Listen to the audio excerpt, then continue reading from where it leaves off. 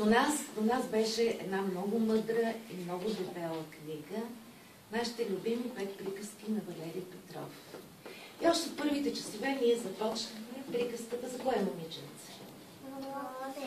И какво правеше Роси? Тя беше сама в своя голям апартамент. Майка й работеше в една служба голяма. Роси беше много тъжна, че е сама. А майка й се обаждаше през половин час по телефона да я пита дали си е прочела урока, дали е свирила на пиано. А какво било отношението на Роси към пианото? Че го щупила. Тя не го е щупила, но какво му казвала на пиано?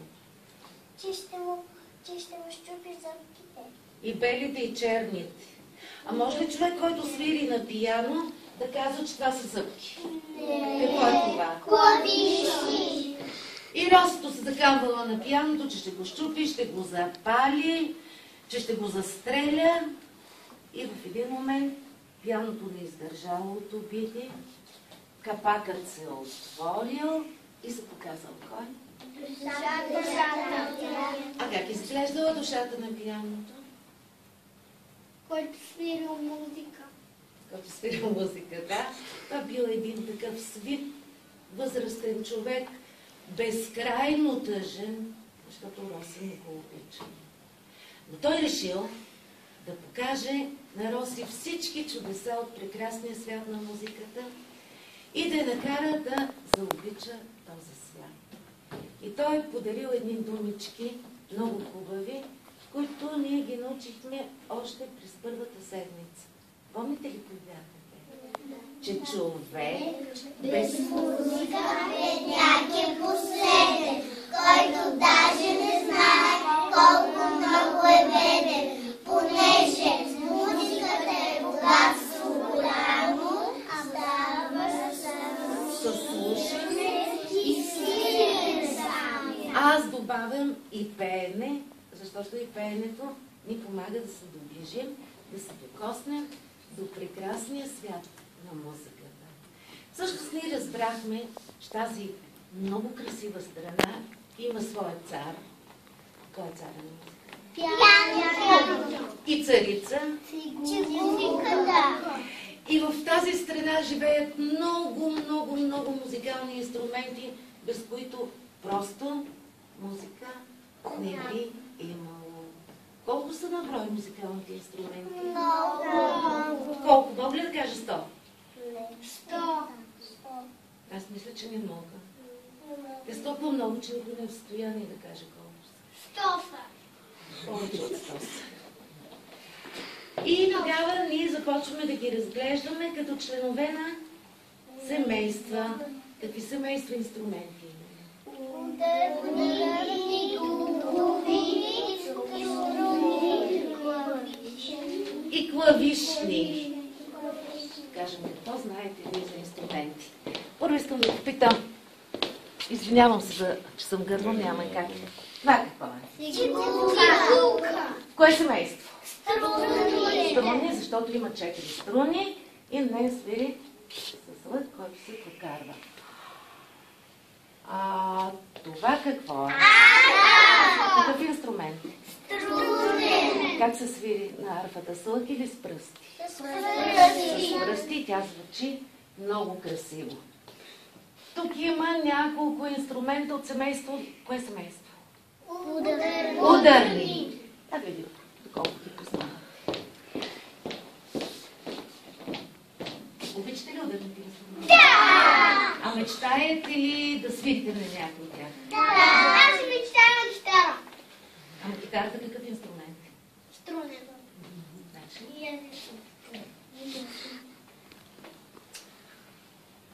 Ти пък не знаеш какво иска. Аз пък искам Само да се поздравите. клас големи гиги. Големи гуми.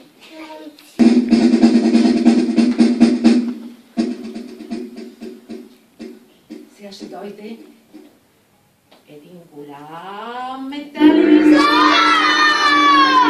гонг. А коя е родината на гонга? Ударен. Ударен инструмент. А къде се е появил той? Китай. Китай. Защото там първи са метал.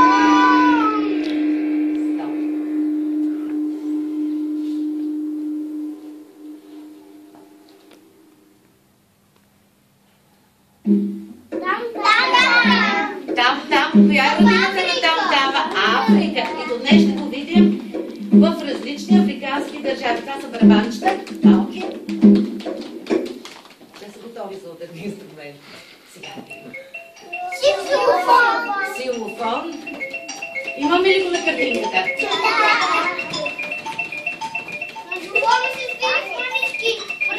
С палки.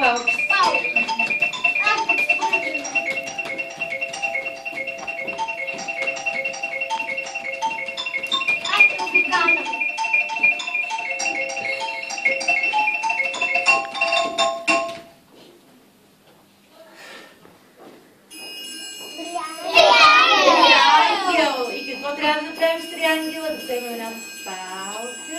На Коледа ще ми видите с триангели, тъй ние имаме.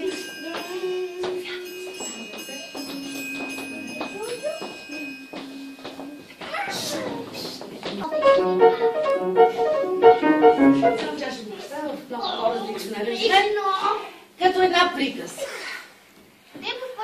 Един разсеян пианист се забравил един ден отворено пианото. И когато в стаята нямало никой, влезли тихичко, 3 котета. Едното било голямо, сиво, мъжко. Второто било мъничко, страхливичко. Какво ще бъде на цвят второто коте? Бяло. Добре. А третото било една весела котка. Мама котка. Добре. На която просто живота много и харесва. Сега ние ще чуем приказката и ще ритмуваме и знаете още какво ще правим. Така, аз ще бъда вашия композитор. Не, няма да бъда. Какво прави композитора? Създава музика. Точно така, Мари. Ако вие всички свирите на музикални инструменти, аз застана пред вас и ви помагам, какво ще бъда? А вие какво ще бъдете? Така. Сега вие ще бъдете моя оркестър от ударни инструменти, които ще пляскат. И знаете аз какво ще ви покажа.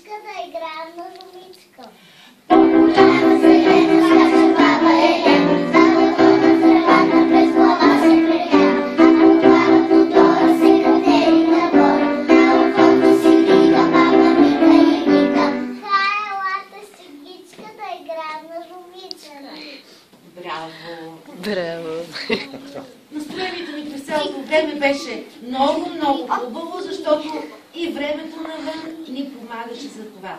Дори когато заваля първия дъжд, той въобще не ни държи, защото беше топъл, защото беше кратък, но това пък беше повод да научим една песничка за ледовите капки. Капки, капки навън. Нека почнем. Заедно и всички. Първо с нас.